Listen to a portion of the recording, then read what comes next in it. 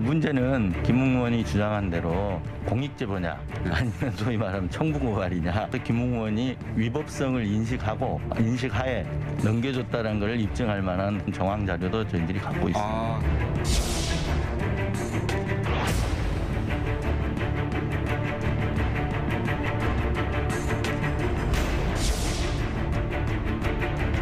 뉴스버스에서 김웅 의원과 9월 1일 날 최초 통화를 했습니다. 김웅 의원은 고발장은 자신이 만들었다. 이렇게 분명한 어조로 김웅 의원이 합니다. 도대체 뉴스버스는 뭐가 두려워가지고 김웅 의원의 최초 통화 녹취록을 공개 못하는 겁니까? 저희가 두 번째 녹취를 전부 다 올려놨습니다. 장재원 의원이 의도적으로 공개하지 않았다라고 주장하지 않았습니까? 저는 그냥 내용이 없어서. 김웅 의원이 얼마 전에 그런 얘기를 한 것 같아요. 여의도의 비밀이 어디 있느냐. 비밀 없죠. 누군가는 또 캡처해서 갖고 있지 않았겠습니까?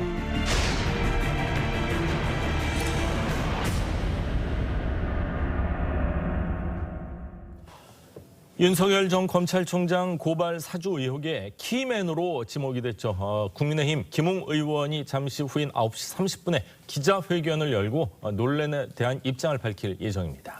네, 과연 명확한 입장이 나올지가 주목이 됩니다. 두 분과 함께 자세히 짚어보겠습니다. 오늘은 최수영 정치평론가, 김두수 시대정신연구소 대표 나오셨습니다. 네, 안녕하십니까? 안녕하십니까. 반갑습니다. 자, 김웅 의원 그동안 좀 말이 오락가락하면서요. 해명을 한다고는 했지만 오히려 논란을 좀 부추긴 격이 됐는데 어제 여러 언론과 인터뷰를 했습니다. 저희 TV조선과 또 통화에서는요. 제보자가 누군지 알 것 같다. 완전히 공작에 걸렸다는 느낌이다. 이렇게 얘기를 했습니다. 오늘 회견에서 제보자 밝힐지도 주목이 되는데 지금 밝히기가 좀 어려워진 상황인 것 같아요.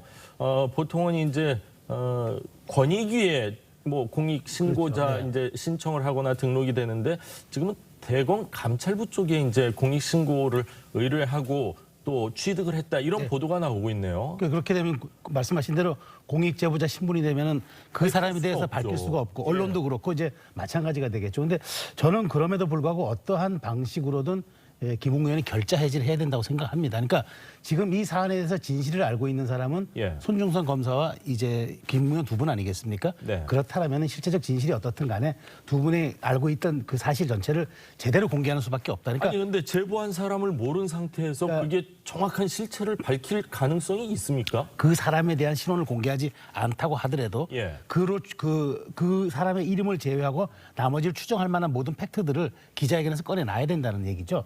그러니까 지금 사실 이 김웅 의원의 가장 큰 문제점은 가정법을 너무 전문으로 하는 이야기를 하는 겁니다. 그러니까 만약 그렇다면 사실이라면 설사 이런 표현을 쓰는데 이렇게 쓰다 보니까 날짜마다 인터뷰 내용이 다르고 매체마다 인터뷰 내용이 다릅니다. 근데 그거를 제가 김웅 의원 편들고 싶은 마음은 전혀 없지만 시간이 많이 흘렀고 총선을 앞둔 시점이고 본인이 이제 총선에 출마를 했었기 때문에 정확한 기억이 없는 듯한 그런 부분도 있거든요. 일관된 점은 기억이 없다는 건 일관된 자기 주장입니다. 그러니까 다만 이제 그 상황도 제가 이해가 안 되는 건 아니죠. 왜냐하면 그 상황에서 이제 지난 총선 때는 사실 3% 미만의 굉장히 초박빙으로 선거가 치르던 시절이라 그 당시의 일들을 온전하게 100% 기억해내고 환원해내라는 얘기는 무리한 주문일 수 있습니다만 그럼에도 불구하고 이 논란이 정치권 이제 더군다나 이제 국회 안으로 들어가고 대선 공방의 중심으로 쓸려 들어가면 그다음엔 블랙홀이 돼버리거든요.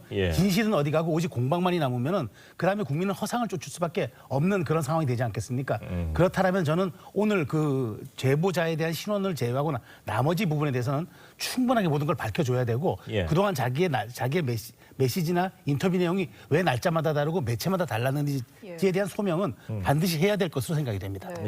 이 고발 사주 의혹 다시 한번 좀 정리를 해드리면 윤 전 총장 측근으로 꼽히는 손준성 전 대검 수사정보정책관 지난해 4월 총선 직전에 당시에는 국회의원은 아니고 국회의원 후보였던 김웅 후보에게 여권 인사들에 대한 고발장을 전냈고 이걸 김웅 당시 후보가 당에 전달했다 이런 내용으로 보입니다. 그런데 말씀하셨지만 김웅 의원은 기억이 안 난다, 모르겠다 이런 입장인 반면 손준성 검사는 아니다 이렇게 강력하게 또 부인하고 있잖아요. 네, 그렇습니다.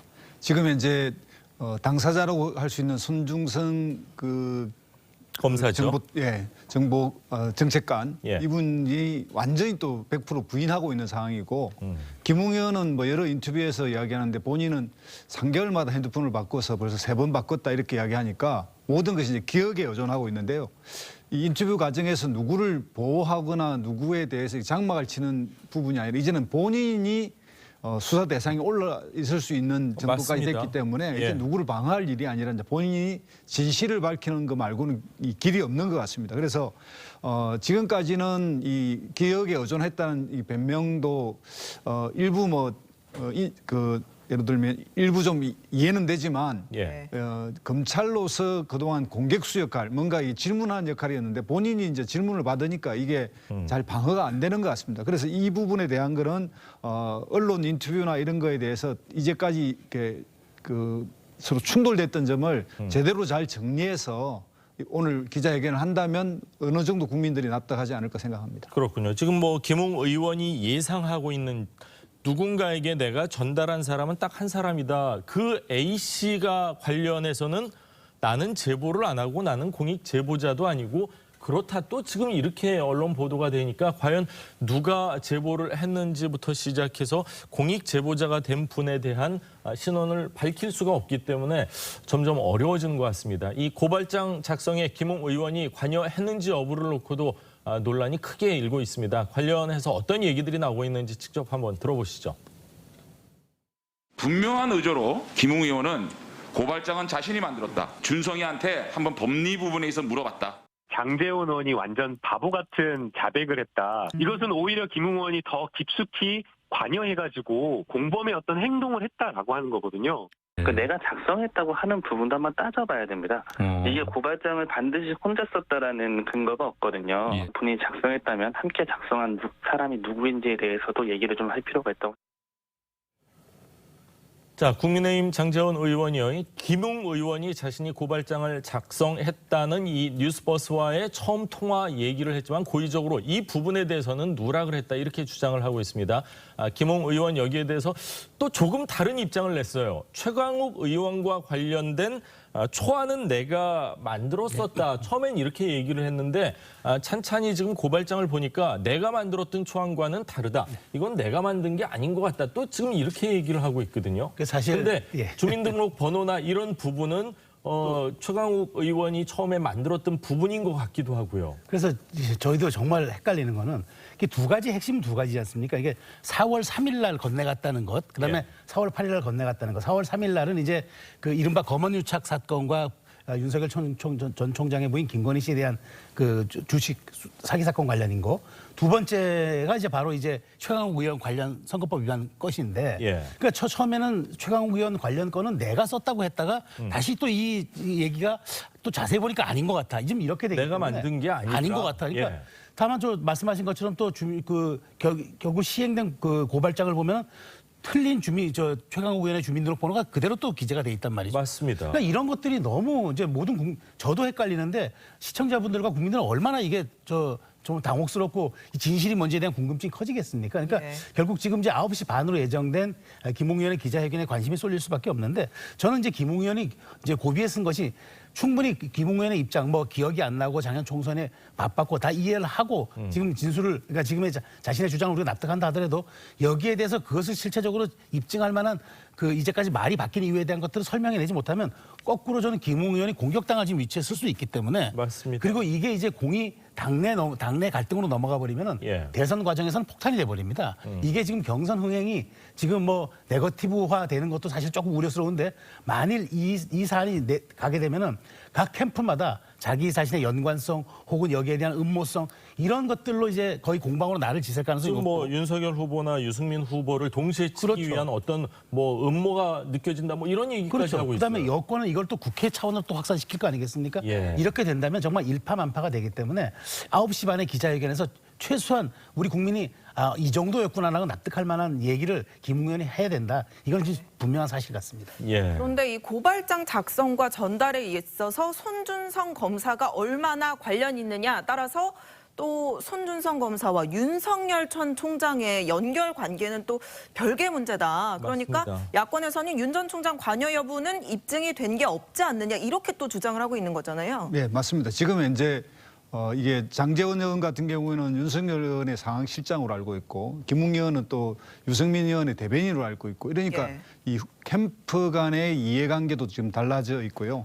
만약에 이제 지금 이 주장대로 이 만약 공동 작성했다면 사실상 국기문란에 해당되기 때문에 더 큰 문제로 이게 비화되거든요. 그러니까 예. 캠프에서 이제 저로 변명했지만 지금 현재 뭐 해명 과정에서도 보면 손준성 검사와 김웅 의원 사이에 제3자가 있을 수 있다는 듯이 또 암시했다가 아닐 수도 있고 지금 제보자도 한 명이라지만 한 명이 아닌 복수일 수도 있고 맞습니다. 굉장히 꼬여 있습니다. 그래서 녹취의 내용이 또 4월 3일자, 4월 8일자가 있고 근데 4월 8일자 이 고발장은 나중에 거의 뭐 99% 이렇게 복사해서 붙이기 형태로 나타나 있는 상황에서 본인이 썼다가 생각해 보니 또 아닌 것 같고 이런 문제까지 겹쳐 있는데 예. 지금은 캠프의 입장이 아니라 오직 진실만으로 국민에게 바로 밝히는 것만이 이게 해결의 길이다 이렇게 생각이 듭니다. 그렇군요. 법리 검토를 손준성 검사가 해줬을 수도 있다 이렇게 얘기를 했다가 또 그 이후에는 그 정도로 친한 사이는 아니다 뭐 이런 말이 오락가락하기 때문에 사실 진실과 사실을 알기는 쉽지 않을 것 같습니다. 이게 만약 대선 때까지 계속 이어진다면은 뭐 어느 쪽이 큰 타격을 받을지는 뭐 불을 보듯 뻔한 일인 것 같은데 그래서 그런지 어제 예결위에서도 여야 이 고발 사주 의혹 뭐 난타전이 벌어졌습니다. 대한민국 예산을 논해야 되는 자리에서 어떤 얘기가 나왔었는지 잠시 보시죠.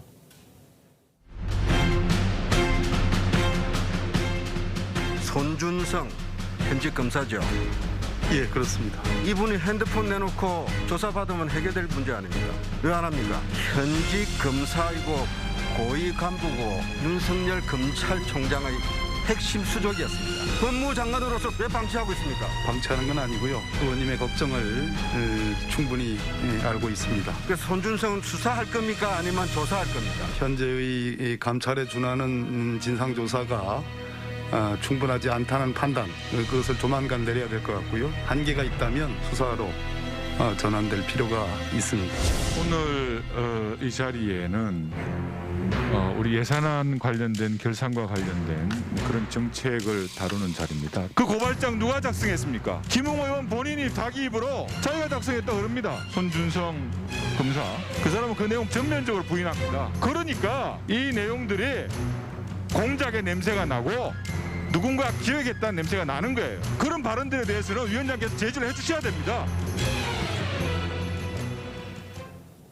자, 들으신 것처럼요. 손준성 검사는 지금 뭐 강하게 부인을 하고 있습니다. 근데 그게 진실인지 아닌지는 저희가 지금 알 방법은 또 없습니다. 지금 이 공익신고서를 인권위원회가 아니라 대검 감찰부에 제출을 해서 지금 휴대전화도 지금 제출을 한 걸로 지금 알려지고 있습니다. 보도가 그렇게 나오고 있는데 대검 감찰부장이 한동수 부장 아닙니까? 그렇죠. 또 현직에 있는 부장검사들이 한동수 부장은 못 믿겠다. 뭐 이런 얘기도 나오고 있는 상황이에요. 저는 이렇게 되면은 공수처가 이제 수사에 나설 수밖에 없다. 그런데 또 공수처는 또 한계가 있는 게 지금 5가지 혐의가 이제 5가지 혐의로 직권남용, 뭐 공무상 비밀에서 공직선거법 위반, 국가공무원법 위반 하는데 여기서 또 공수처가 수사할 수 있는 권한은 직권남용과 공무상 비밀누설밖에 없어요. 수사권이 이렇게 나눠져 있기 때문에.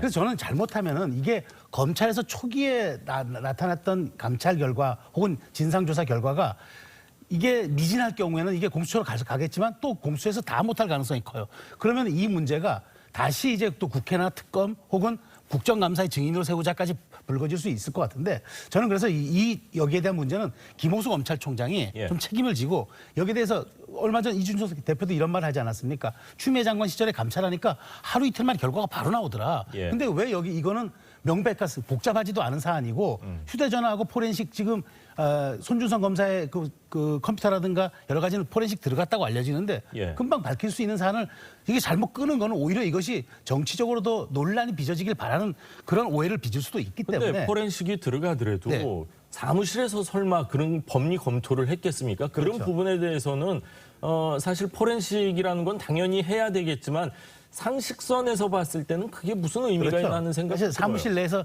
자기 업무 시간에 그 일을 많이 했다 하더라도 했을 것이냐 맞습니다. 여러 가지가 좀 의혹은 생깁니다만 그럼에도 불구하고 저는 이제 이 문제가 보십시오. 지금 내년도 예산을 다뤄야 될 국회 예결위에서 지금 이 문제가 가장 핵심으로 떠올랐습니다. 예. 그렇다면 이 문제가 검찰에 대해서는 어쨌든 공수처로 수사가 전환되더라도 조기에 정리되지 않는 한 이 문제는 거꾸로 다른 문제를 다 물고 들어가는 블랙홀이 될 수밖에 없기 때문에 예. 여기에 대해서는 검찰이 일단 공공수사부장이 지금 여러 가지 믿을 수가 없고 친여 인사다 이런 뭐 얘기들이 있기 때문에 논란이 있기 때문에 믿을 수 없다 그렇다면은 그건 총장 직속으로 감찰부를 다시 감찰팀을 구성해서 아니면 믿을 만한 그 이제 검사들로 해가지고 수사력 있는 검사들로 해가지고 팀을 꾸리든지 이거는 검찰총장이 충분히 할 수 있는 거거든요. 예. 그런 점에 대해서 좀 더 이상 논란을 빚지 않도록 검찰의 대검에 대한 문제는 검찰총장이 책임을 지고 이 문제를 좀 해결하는 모습을 보여야 되는데 자꾸 정치권에서 이걸 거론하게 되고 검찰은 뭔가 자꾸 여기에 대해서 미진한 모습을 보여줄 경우에는 이건 좀 문제가 심각할 수 있다라는 말씀을 드리고 싶은 겁니다. 네. 그러니까 공수처냐 검찰이냐 이 수사 주체에 대한 해석도 좀 분분하고요. 맞습니다. 그렇다 보니 수사기관이 강제 수사에 들어가더라도 이 진실 여부와는 상관없이 좀 정치적 공방만 계속되지 않을까. 내년에 대선도 앞두고 있는데 그런 우려가 나오고 있는 거잖아요. 예, 일반인이 알고 있는 상식이 조사하면 다 나온다는 건데요. 네. 이게 지금 핸드폰이라든지 이런 PC라든지 이런 거에 증거 인멸이 된다면 실제로 진실에 접근하기 어려워지죠. 지난 옵티머스 선거에서, 그러니까 옵티머스 사건에서 검찰 술접대 문제가 나왔는데 3명의 검사가 동일한 시간에 다 핸드폰이 잃어버렸어요. 그런 것처럼 처음에 그 검사들 다 그 자리에 간 적 없다고 얘기했었어요. 예, 그렇게까지 부인했고 그랬는데 나중에 이 증거 확보할 때 보니까 다 변호사 1명까지 포함해서 4명 모두의 핸드폰이 다 분실됐습니다. 예. 그런 것처럼 증거 인멸을 이렇게 조직적으로 시도하면 방법은 없죠. 예. 그러면 이게 계속 지금 뭐 우리가 여야가 합의한다면 특검까지 가야 되는데 이 특검을 가기 전 단계는 계속 정쟁으로 빠지기 때문에 이 여야 합의로 해서 특검까지 가는 방법까지를 이렇게 좀 고려하는 것이 그나마 정쟁의 소지를 줄일 수 있지 않을까 이렇게 생각이 듭니다. 그렇군요. 자, 윤 전 총장 고발 사주 의혹을 향한 여권의 공세에 거세지는 가운데 이해찬 전 대표가 관련해서 입장을 밝혔습니다. 어떤 얘기했는지 직접 들어보시죠. 그때 제가 언급한 적이 있었는데요. 감사원 쪽에서도 하나를 준비하고 있는 것 같고 검찰에서도 2개를 준비하고 있는 것 같다 했는데 이번에 보니까 그 2개가 하나는 이거였고 하나는 유시민 건이고 그랬던 것 같아요. 그러니까 그때 저희한테 준 제보가 상당히 정확했다. 이건 선거 개입 정도가 아니고 우리나라 그 민주주의 체제를 마중 교란시키는 아주 국기문란 행위라고 봐야죠. 자, 감사원 쪽에서 하나, 검찰 쪽에서 2개인데 검찰 쪽에서 한 게 바로 이건 것 같다 이렇게 얘기를 했습니다. 그러니까 야당에서는 그 정보는 또 어디서 들은 거냐 이러면서 또 역공을 펼치고 있어요. 어떻게 들으셨습니까? 저는 이해찬 대표가 사실 이번 대선에서 게임 체인저 역할을 하고 싶은 그런 욕심이 앞서는 것 같아요. 왜냐하면 지금 사실 입증하기 쉽지 않은 그런 얘기들 이른바 그걸 들었고 그때 알았다는 얘기를 하잖아요. 이해찬 전 대표가 지난번 이재명 이낙연 논란에서도 황교익 문제 있을 때 정리를 했던 분입니다. 그런 점에서 저는 자기가 좀 이번 선거에 굉장히 전략통 같은데 이번 선거의 주요 고비마다 어떤 좀 게임 체인저 역할을 하기 위해서 저렇게 좀 전략적인 발언을 일부러 좀 흘리지 않았나. 전 사실 그렇게 좀 해석합니다. 예. 이해찬 전 대표 입장 그렇고요. 국민의힘 이준석 대표는요. 그제 윤 전 총장과 1시간가량 독대하기도 했는데 어제는 그 당시 독대에서 윤 전 총장이 떳떳하다고 했다는 발언을 인용하면서 방어에 나섰습니다. 그러니까 국민의힘은 윤 전 총장에게 좀 힘을 보태주는 것 같아요. 예, 그렇습니다. 뭐 지금 현재 확인된 바는 이제 한 번 면담했고 국민의힘 내에서는 진상규명위원회라든지 이런 객관적 어떤 실체 조직을 만들어서 빨리 조사에 들어가야 되는데 지금 뭐 당무감사 한 번에 뭐 그런 문건이 없었다 이렇게 해명하고 이런 게 좀 부족해 보이고요. 이해찬 대표님은 그 과거의 총선 상황에서 충분히 있을 수 있는 정보를 이야기했는데 그때 당시에 미래통합당이 총선에서 어떻게 이것을 이용할 것인가 그리고 검찰은 또 당시에 그 검찰총장을 비롯한 일부의 근원 유착까지 이야기되면서 궁지에 몰려 있고 이런 상황으로서 그런 정보는 충분히 들었을 가능성이 있으나 지금 현재 이것이 이제 잘못 이해되면 정쟁화로 빠지게 되기 때문에 약간의 정쟁이 되지 않으면서 실질적 법적 문제로 직접 들어가는 것이 더 바람직하지 않을까 이렇게 생각이 듭니다. 그렇군요. 오늘 9시 반에 기자회견을 한다고 하는데 과연 의혹이 어느 정도 해소될지 좀 지켜봐야 될 것 같습니다. 예, 이제 다음 이야기로 넘어가 보겠습니다. 민주당 대선 주자들의 TV 토론회가 어제 대구에서 열렸습니다. 후보 검증으로 치열했던 이정화는 달리 어제는 정책 관련 질문과 답변이 줄을 이뤘습니다. 영상 보겠습니다.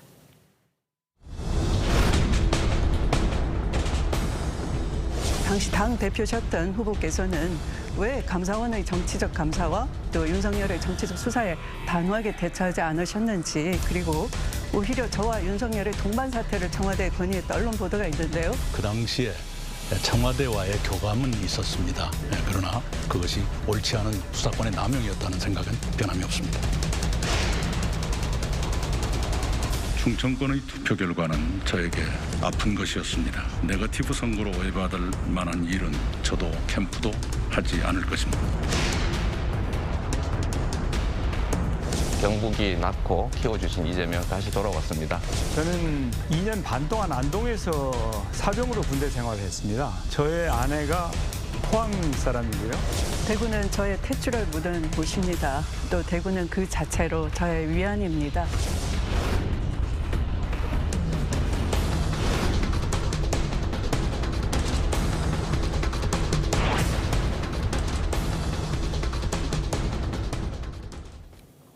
충청권의 패배 때문일까요? 이낙연 전 대표 어제 TV 토론 앞두고 네거티브 중단을 선언했습니다. 그래서 그런지 뭐 명락 대전은 없었는데 확실히 지금 보니까 그 충격은 컸던 것 같아요. 확 궤도 수정이 된 것 같아요. 예. 선거는 뭐니 해도 본인의 최고의 장점 그리고 본인의 비전 위주로 선거를 치러야 되는데 상대의 약점이나 상대의 불안정을 강조할 때는 정말 박빙일 때 효과가 있거든요. 이제 그런 측면에서 보면 이낙연 대표의 저런 선언은 굉장히 잘 판단한 거라고 생각이 들고요. 민주당의 이렇게 전통적 지지의 기반은 세대로 보면 40대, 30대인데 이 40대, 30대 입장에서는 아주 그 개혁지향적이고 또 한 번은 어떤 의미에서는 그 촛불이라고 하는 제2의 촛불 시전 이런 것들을 요구하는 좀 더 개혁적 정책들을 요구하는 상황에서 이재명 후보의 공약보다 이낙연 후보가 그런 거에 못 미친다 이런 판단이 전반적으로 깔려 있는 상황에서 계속 이재명 후보의 불안정함 이런 것을 강조했기 때문에 그것이 같은 당내 경선에서는 오히려 역효과가 났다 이렇게 생각이 듭니다. 이낙연 전 대표는 이재명 지사와 전면전은 피했지만 윤석열 전 총장과 홍준표 의원을 언급하면서 본인의 본선 경쟁력을 강조하기도 했습니다. 어떤 내용인지 들어보겠습니다. 요즘에 윤석열 씨가 추락하고 홍준표 씨가 올라가고 있는 것을 목격하고 있습니다. 흠이 없고 당당한 후보래야 본선 경쟁력을 가질 수 있다 하는 것을 예고하고 있는 것이라고 생각합니다. 저는 흠 없고 당당한 후보자입니다. 저에게 본선 진출의 기회를 주시기 바랍니다. 네, 그러니까 야권의 윤석열 1위 후보와 홍준표 2위 주자에 본인을 좀 빗대면서 맞습니다. 홍준표가 올라가는 것처럼 나도 좀 올라갈 것이다. 그런 희망이랄까 이야기한 것 같기도 하고요. 그러니까 뭐 쉽게 말하면 홍준표의 상황이 내 상황이 됐으면 좋겠다. 홍심, 이심 같은 그런 얘기를 하는 건데. 그래서 나는 흠이 없다. 흠이 없다. 그러니까 이제 홍준표 후보를 소환하면서 자기를 입증하는 그런 전략인데 저는 근데 이게 뭐 홍준표 후보의 상승세는 이낙연 후보와 조금씩 상황이 결이 다르다고 봅니다.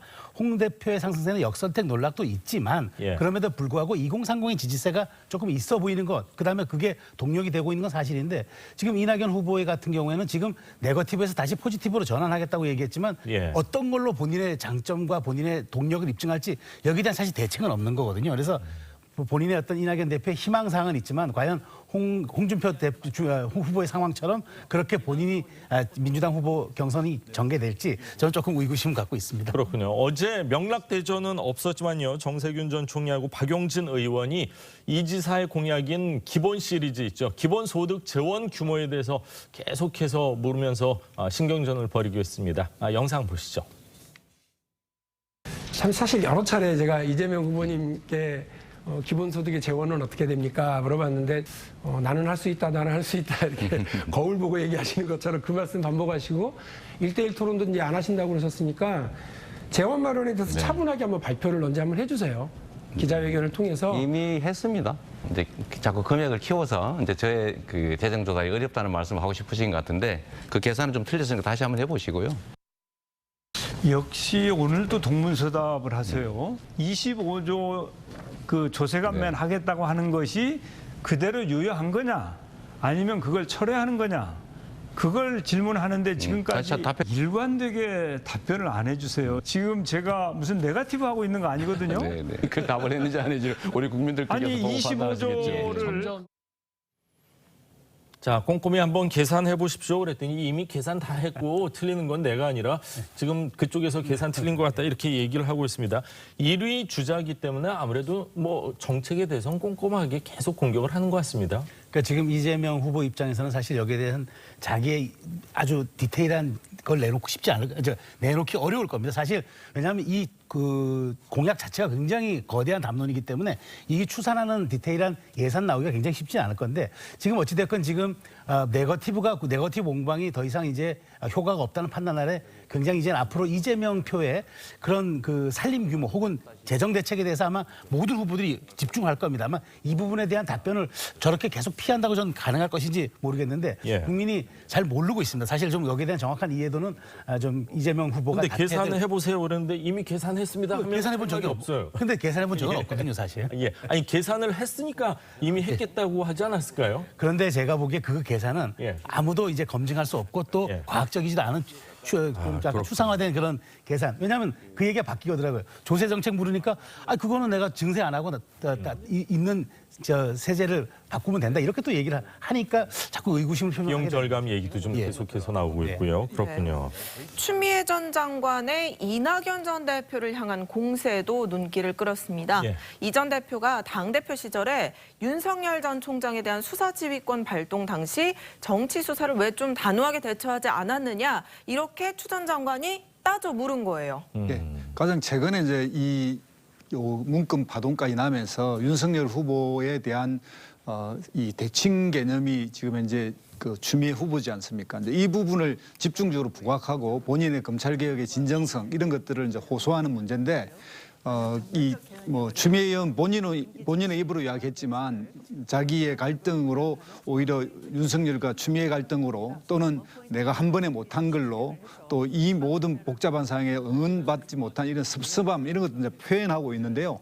현재 이낙연 후보 입장에서 보면 총리 시절에 있었던 일인데 이 추미애 후보가 그 점에 대해서 좀 집요하게 검찰 개혁에 대해서 좀 단호하지 못했다. 그리고 또 현재 이낙연 후보 진영에 있는 국회의원 수만 해도 충분히 검찰개혁 시전 일을 할 수 있는데 왜 안 하고 있느냐 이런 식으로 추궁해가면서 본인의 이제 개혁성을 높여가는 과정에 있습니다. 그래서 이 부분에 대해서는 실제 누구의 말이 맞는지 또 어떤 입장이 옳은 건지는 좀 더 두고 봐야 되지 않을까 생각이 듭니다. 그렇군요. 또 한편에서는 윤석열 총장에 대한 징계 사유 여러 가지가 있었는데 과연 그거 제대로 된 징계 사유가 안 되는 거 아니냐 이런 또 비판의 목소리가 있는 게 사실인데 자 지금 한 사람 얘기를 좀 하겠습니다. 부산의 지역구를 둔 재선 의원이죠. 전재수 의원 같은 경우 한 사람뿐만이 아니라 광역의원이나 기초의원들이 여러 명이서 같이 지금 이재명 캠프 뭐 지지 선언 내지는 캠프에 합류를 했거든요. 어떤 파급 효과가 있을까요? 전재수 의원 같은 경우는 처음에 이제 예비 경선 때는 유광재 후보를 맞습니다. 지지했고 이광재 후보를 했는데 지금은 약간의 이제 대세의 흐름이 좀 바뀌었다고 생각하는 것 같고요. 현재 부산의 이런 그 흐름은 실제 상당히 양분하고 있는데 이게 민주당의 지지는 호남과 영남 그리고 수도권 젊은 층의 결합으로 이루어졌기 때문에 부산 지역의 어떤 향방이 호남 지역의 향방만큼 중요합니다. 그래서 그런 부분에서 전재수 의원이 이재명 후보 지지를 선언한 거는 굉장히 영향을 줄 것 같다 이렇게 봅니다. 민주당은 오늘부터 64만 명 규모의 1차 국민 일반당원 선거인단 투표를 진행합니다. 결과가 오는 12일에 나오는데요. 그러니까 대의원이나 권리당원이 아니라 뭐 일반 국민의 표심이 처음으로 공개된다고도 볼 수가 있을 것 같습니다. 뭐 조심스럽게 결과를 예측해 본다면 어떤 결과를 예측하십니까? 네, 제가 지난주 이 자리에 나와서 그때 이제 충청권 예단하면서 아마 과반이 넘어가면 그게 결정적일 것이다라고 예측했는데 당심은 확인이 됐잖아요. 그럼 이게 이제 민심을 확인하는 겁니다. 그런데 결국 민심도 당심을 따라갈 수밖에 없을 것 같은데 왜냐 지금 당심이라는 게 중도 확장성과 본선 경쟁력을 얘기했는데 민심이라고 과연 다를까? 저는 그래서 이번 1차 슈퍼 위크도 저희가 이낙연 후보가 시간이 더 많지 않기 때문에 이것을 따라잡을 수 있는 동력이 좀 사실상 좀 어렵지 않을까 그런 예상을 합니다. 그렇군요. 9월 12일 1차 슈퍼위크고요. 10월 3일 또 10월 10일 이렇게 3차 슈퍼위크 이렇게 계속 이어지는데 자 1차 슈퍼위크에 어떻게 보면 좀 사활을 걸어야 되는 특히 이제 2, 3위 주자 입장에서는 그럴 수밖에 없는데 전체 선거인단 3분의 1에 해당하는 규모인 만큼 경선 정말 분수령이 될 것 같습니다. 예. 전통적으로 민주당은 제주 그다음에 울산 강주를 해서 이 초반 3번의 많은 판세가 결정됐는데요. 이번에도 이 1차 슈퍼위크의 과정에서 거의 판세가 드러나지 않을까. 한번 기울어진 추는 뒤집기가 어려워 보입니다. 그런 측면에서 보면 이번 12일 발표에서 판세가 드러날 것 같다 이렇게 예측합니다. 그렇군요. 자, 정가 소식 두 분 말씀 최소영, 김두수 두 분 말씀은 오늘 여기까지 듣도록 하겠습니다. 말씀 감사합니다.